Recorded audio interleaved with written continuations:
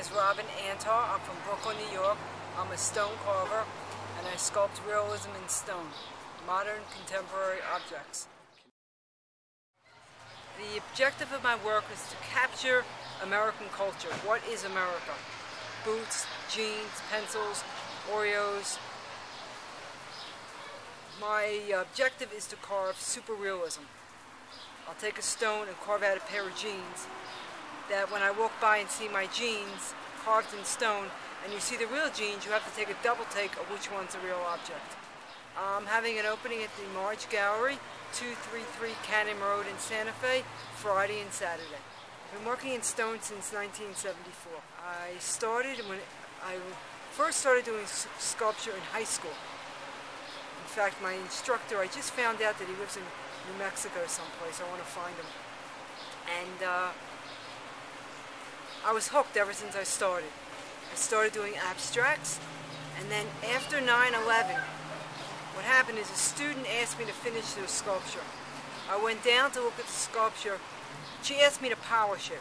When I went down to look at the sculpture, and I realized that the sculpture was not just a polish job, it had to be recarved the entire thing, I recarved it, and then one of my children said to me, "Ma, why don't you make a Nike sneaker?" And I took this photograph of the sculpture that was half done by the student, half I refinished, and sent it to Sketcher Boots. Within 10 minutes I got a commission to do a Sketcher boot. And that was it. Then I just started doing boots. And then after 9/11, I said, what can I do that's fun? What is America? And that's when I started doing American icons. I did a 3-foot bag of M&Ms, a York peppermint patty, jeans, jackets. When people see my work, they get very confused. They think it's a real object. I do cookies like Milano cookies. I had a client come in my house, snagged an Oreo cookie and broke a tooth. My favorite thing to do is bags or clothing like your shirt with all the wrinkles and the creases.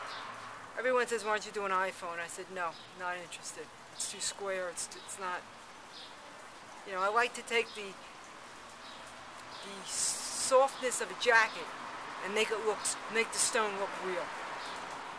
Oh, I definitely have a lot of fun doing it.